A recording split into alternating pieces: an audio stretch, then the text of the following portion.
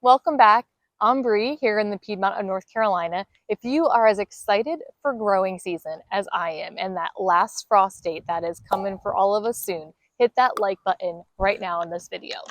Today, I'm gonna just sit here and talk with you a little bit, so you might wanna grab a cup of tea or coffee or another favorite beverage that you have, or maybe put some headphones on and you can just listen along. I'm gonna talk about my garden goals, really intentions and kind of overall vision for the coming growing season, this kind of peak spring, summer into fall, high time of gardening, harvesting, preserving, all of that. As it comes and we know that the garden is about to really take all of our attention on a regular daily basis with just maintaining it and keeping it going.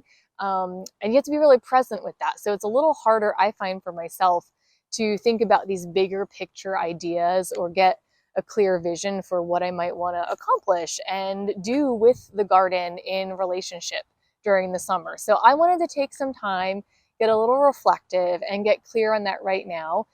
For myself, I think this video will be good for me to have to find that clarity and then look back at the end of the season and see what came to fruition, see what shifted, see what I want to carry forward next year. A lot of these ideas are from the end of this past growing season in late fall, when I was thinking of, already be excited about right now and what was coming. That's one of the best parts of gardening. So I have my little list here of these goals.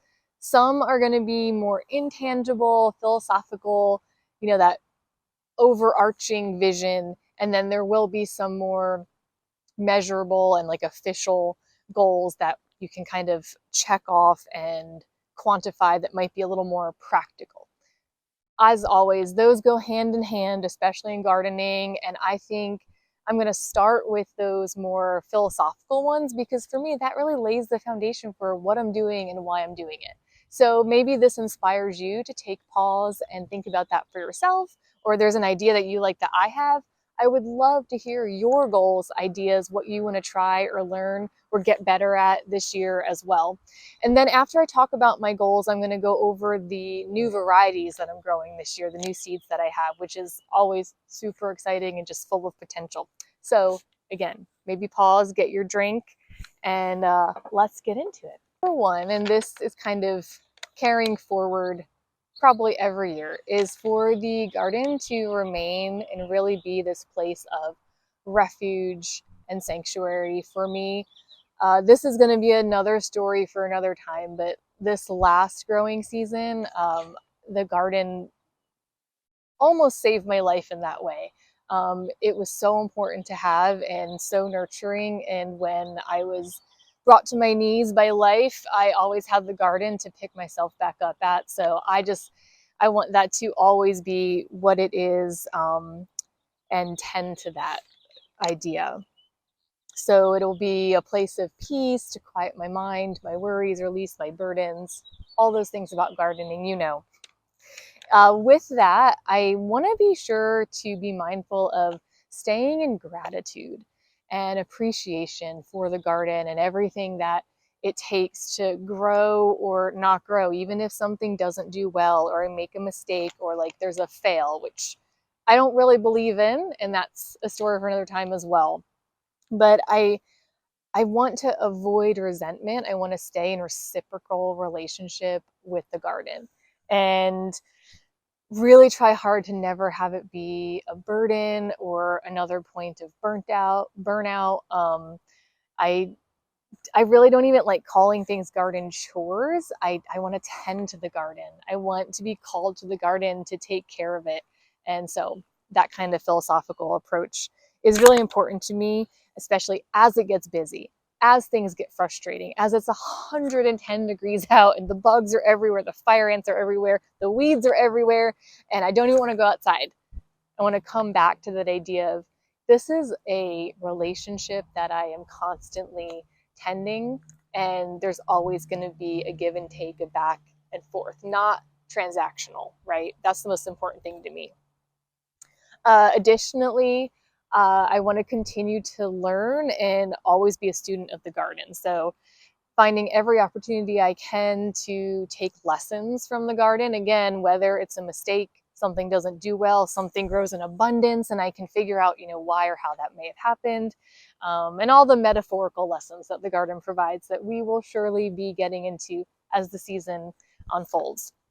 Also, in that same realm of learning and growing, the garden for me, I want to continue to have it be a place of creativity. I mean, we're literally creating life, but then there's so many other opportunities to just have self-expression and get those juices flowing. And then overall, lastly, in this like philosophical realm, is just having it continue to be a place that increases my overall well-being. So letting it foster and cultivate, more mental health, better emotional health, and then of course physical health. As we know, gardening uh, doesn't lack for that. So getting into things that are more practical, I am going to learn to can this year. I'm very excited. That is one of my goals for the spring. We'll see if I find the time. I hope to do it soon. I would love to start with strawberries. There's an amazing strawberry farm like 2 miles from my house. I get at least 2 giant buckets every year. So I think jam is a good place to start, and we'll see. That's my plan. I just want to learn to do it. There's low stakes involved. I'm not going to get into what exactly I want to preserve through water bath canning specifically, or how much of things I need. I think over the years I'm going to figure that out and have those more quantifiable goals as far as the pantry kind of situation. But right now I just want to learn a new skill, and I've wanted to for years. I finally have the time and energy and found the right like kind of kit and supplies that I want to use. So if you have any water bath canning tips, hit me up. Let me know if you think strawberry jam is a good place to start, or like that's going to be too complicated. Give me something that might be better as a beginner. And, if it goes wrong, maybe I wouldn't be heartbroken.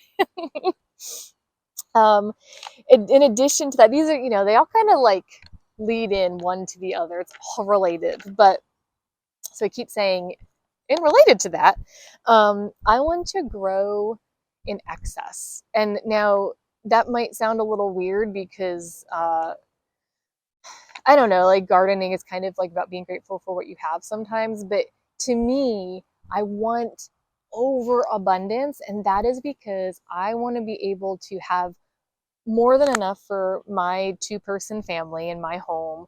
Um, and then I want to, and feel comfortable enough to then, with that supply, I want to share what I grow in my garden, what I preserve from my garden, all of those things with my friends and my family. That is such an important part of gardening to me and my coworkers. If you're watching, I always want to be able to share my abundance. Another goal around preserving is I want to get back into really being conscious and mindful and like consistent with preserving things in my medicinal herb garden. I have an amazing array of pretty much all my favorite medicinal plants and herbs growing myself. And, for the past couple of years, I just hadn't had the time and energy. And we moved and things like that. Things were in flux. To use my dehydrator, to make teas, to make honey, tinctures, like burning bundles. So there are so many things that you can make with homegrown herbs and plants. And so I really want to get back into that for myself, but again, to share. Herbal medicine is one of my, other passions. It goes hand in hand with gardening. So that I'm super excited to have as like a really clear focus for myself for this year. Yeah, so we'll follow along to see how I preserve all of these wonderful herbs over time. Other things I want to make for the first time from what I'm growing in the garden is homegrown garlic powder. I am so on board with that trend. I've learned so much more about it through other creators, and I'm growing way more garlic than I ever have. So I'm excited to dehydrate that, grind it up. I have more of the tools to do that with. So homegrown garlic powder, I mean, I use the crap out of garlic powder. I mean, all week long, everything I cook gets garlic powder on it. And so I just can't imagine how much fresher, better, more like potent tasting homegrown garlic powder is. So good. Same thing with paprika. I finally have the proper pepper, try saying that 5 times fast, for making paprika, drying that out and grinding it up. And then cayenne powder as well is on the list for those types of things. Very, very excited. Lastly, and last goal for now, right? I mean, I'm going to come up with many more throughout the season, but this is what I'm going into it with, right? Laying that path and that foundation for myself, because you can't do everything.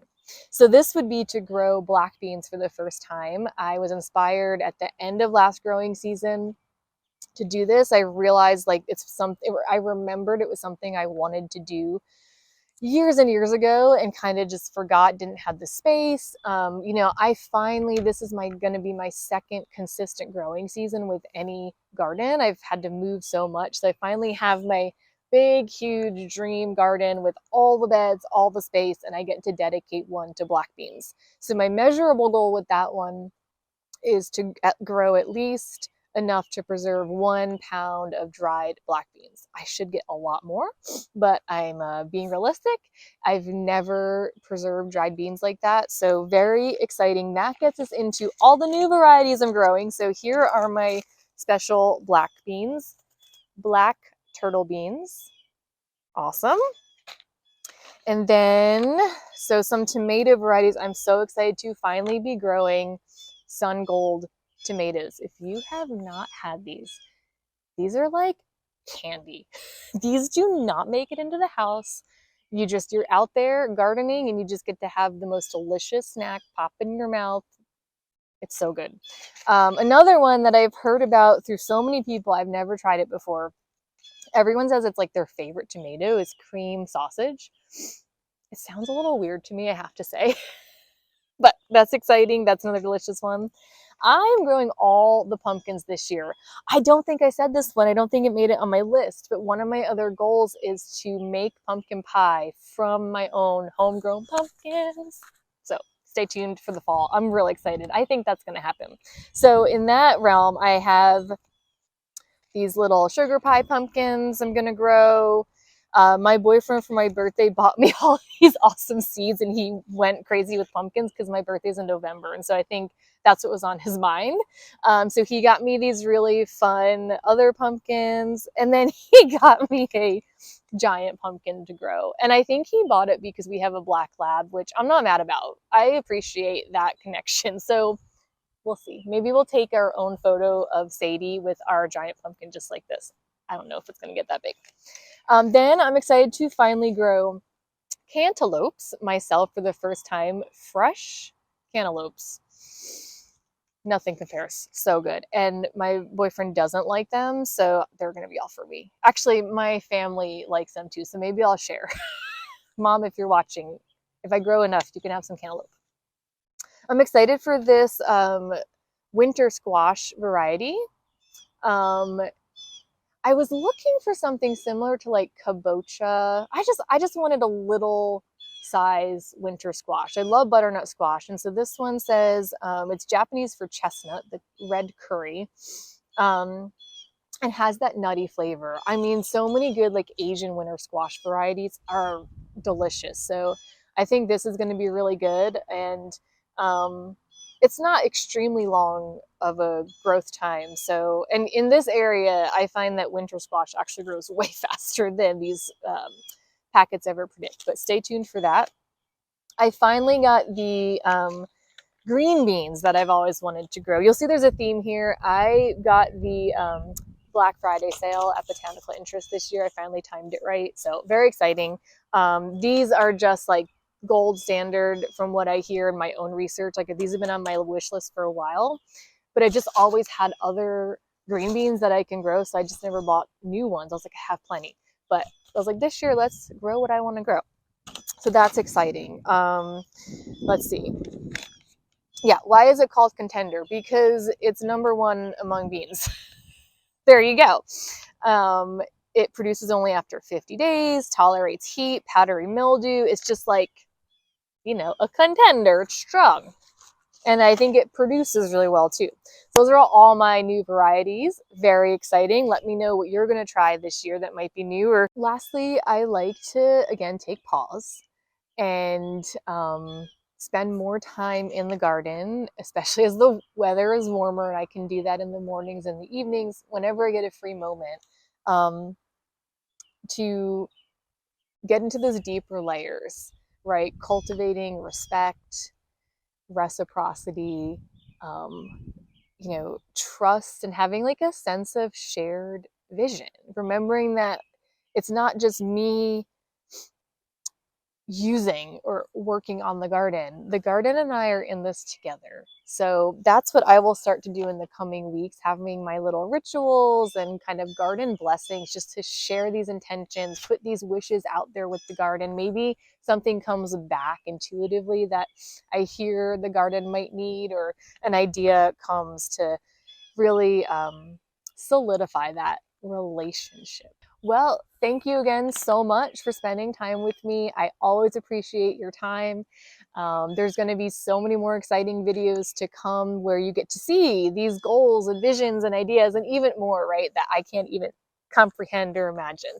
All of that's going to come to fruition over the next, months and months to come. So exciting. In the meantime, take really good care. I would love if you would send me a comment, let me know how it's going in your area and your garden, if you have questions. And it's always appreciated when you like, subscribe, and share. See you next time.